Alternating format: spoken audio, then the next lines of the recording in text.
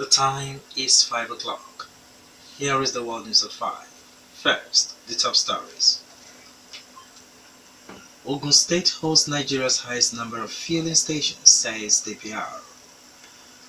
Warrior orders police IGP to relocate to Benue to stop herdsmen attack. Obasanjo says Nigeria's corruption is a hydra-headed monster. Yellow fever outbreak in 16 states killed 9 persons.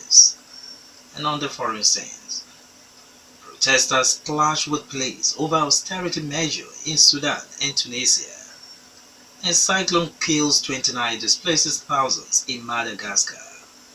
Good evening, I am Kunle. Alaye bringing you the news in detail shortly. Ogun State has the highest number of fueling stations among all states in the country, including Lagos. Head of Ogun State Office of the Department of Petroleum Resources (DPR), Kasali Akande, who made this known during a Rock City FM program Daybreak Show, says the state is hosting 2,300 filling stations. On the failure of most of the filling stations in Abeokuta, the state capital, the DPR official says the department is proposing to audit the filling stations in the state to know which of them are not dispensing petrol to motorists. Also speaking on the program, Samuel Lido, who is the chairman of the Independent Petroleum Marketers Association of Nigeria, IPMAN, at the Mosimi Depot, Shagamu, explains the scarcity of petrol in Abeokuta is due to the situation at the Shagamu Depot.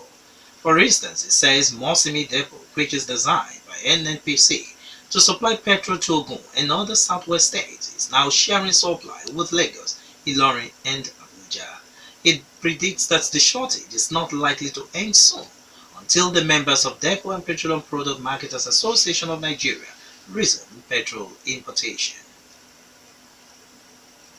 Armed herdsmen terrorizing Benue State have killed 2 mobile policemen in the state. The herdsmen also injured another policeman in an ambush on a police patrol on Monday night. Earlier, the policemen had repelled attack by the herdsmen on their camp at Awashua village in the Logologo government area. Spokesman of the State Police Command, Moses Iyamo, says a reinforcement of mobile policemen have been deployed to the area.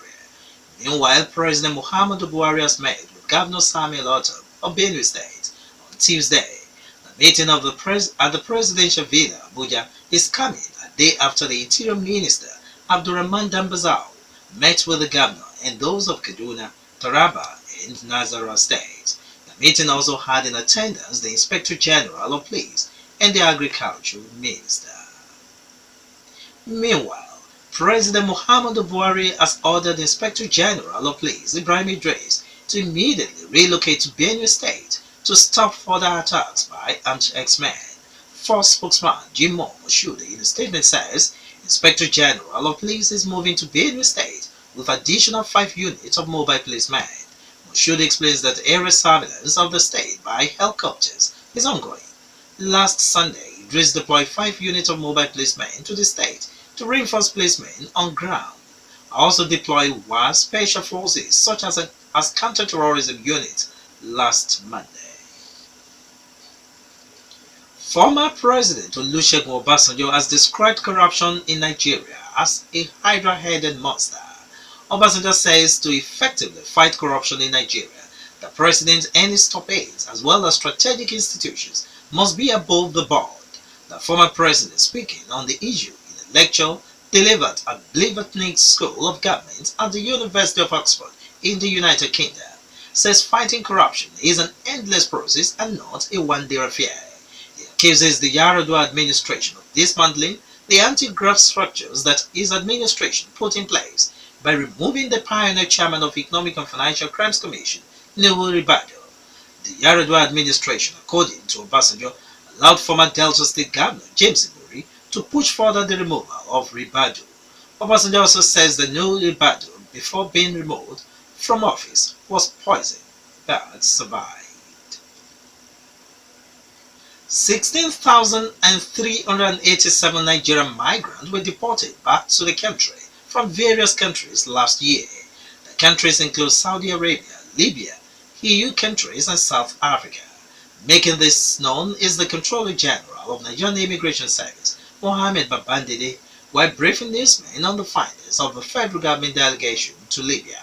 The bandit says out of the number, 5,908 were deported from Libya, 3,836 from Saudi Arabia, and 6,643 from other countries. The immigration controller says the number of Nigerian migrants to be deported may be higher this year. At the moment, the presidency is involved in the mass evacuation of thousands of stranded Nigerians and those in detention centers in Libya. A yellow fever outbreak has been recorded in several parts of the country. The National Center for Disease Control, in a situation report on yellow fever, says 9 people have been killed by the disease so far. The fresh outbreak of the disease, according to the center, was from a fellow in the local government area of Kwara State in September last year. The center confirms cases of the disease in 12 local government areas in Zamfara, Kogi, Kebbi, Nasarawa, Kwara, Kano, and Niger State. Since then, the center says there has been reported cases in 9 other states, including Oyo, Abia, Borno, Lagos, Plateau, Enugu, Anambra, Edo, Katsina, and Niger State. You are still listening to the World News at 5 on Rock City 101.9 FM. Up next, we bring you foreign, business, and the sport news. Please do stay with us. And a fire tear gas at students who were protesting against a recent doubling of the price of bread. They blocked hundreds of students from leaving the campus of the University of Khartoum. This is the 4th day of protest against the government's decision to remove subsidies. The authorities say violent protests will be met with force. The decision to increase the price of bread is part of the government's response to IMF recommendations on how to improve the ailing economy. Meanwhile, anger over new austerity measures and rising living costs has triggered violent protests in at least 2 Tunisian towns. Police used tear gas to disperse a demonstration in the province of Kazuri after protesters reportedly burned tires on the streets of the town of Tala. Around 300 people also reportedly took to the streets in the central city of Sidi Bouzid. Inflation and increased taxes on import like cars have triggered the latest protests. The economy has been struggling since 2011 when former ruler Zain El Abidine Ben Ali was ousted from power. 2 deadly terror attacks in 2008 say they are fed up of high unemployment rates and what they see as a lack of development in their cities and towns. Tunisia is reliant on foreign aid and donor conditions for accessing the funds have included tough austerity measures for the new financial year. A cyclone that hit eastern Madagascar over the weekend killed at least 29 people and injured 3 others, while 2 people were reported missing. Tropical cyclone passed through Madagascar on Friday and Saturday, hitting mostly in the eastern coast of the island with winds speed up between 140 to 190 km per hour. Communications officer of the National Office of Risk and Disaster Management, Melissa Venus, said the provisional report of cyclone hitting Madagascar shows 29 people were killed. The National Office of Risk and Disaster Management had earlier on Monday put the dead at least 6, with more than 13,000 people displaced by the cyclone. More than 16,000 pupils had classes suspended until Thursday due to the flooding and risk of landslides. In March 2017, cyclone struck Madagascar, killing at least 78 people on its vanilla-producing northeastern coast. Damaged around 30% of the crop in the world's biggest producer, which accounts for nearly half of the world's crop. Up next in the world is business news. Nigeria plans to export 480 metric tons of yam monthly. Already the United States alone had requested the supply of 240 tons monthly from Nigeria. Chairman of Technical Committee on Nigerian Yam Export Program, Professor Itewaje, who made this known, says Nigeria could produce 480 metric tons if the challenges that yam exporters face in 2017 are addressed. He says Nigerian Port Authority has provided the Ikorodu lighter terminal for the yam exports. Federal government plans to set up a cattle colony nationwide as part of measures to prevent further attacks by herdsmen on farming communities. Herdsmen will live and keep their cattle in each of the proposed cattle colonies to be built on the 5,000 hectares of land.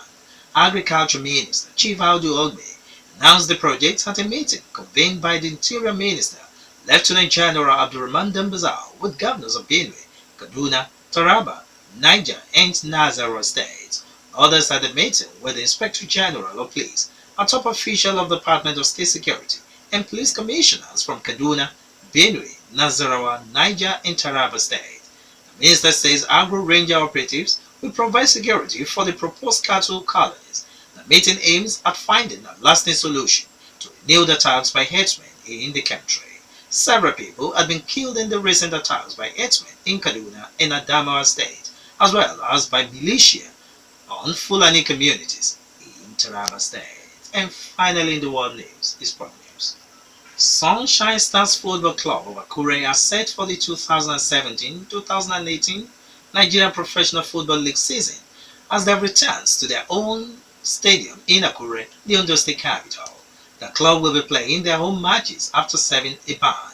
The club were forced to play at the Depot Dino International Stadium in Djibouti last season after the league management company sanctioned them in June for the unruly behavior of goalkeeper David Ario.